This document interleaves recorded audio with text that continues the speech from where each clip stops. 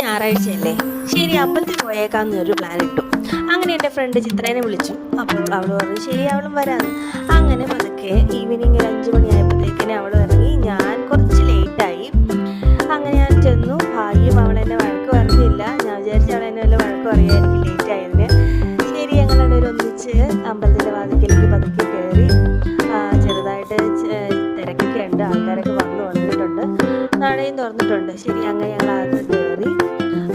അങ്ങനെ ഞങ്ങൾ അർച്ചന കഴിപ്പിച്ചു, പ്രസാദം കിട്ടി. ഇതാണ് ഏഷ്യയിലെ ഏറ്റവും വലിയ നന്ദി സ്റ്റാച്ചു. ഞങ്ങൾ പ്രാർത്ഥിച്ചെല്ലാം കഴിഞ്ഞ് പതുക്കെ ഇറങ്ങി.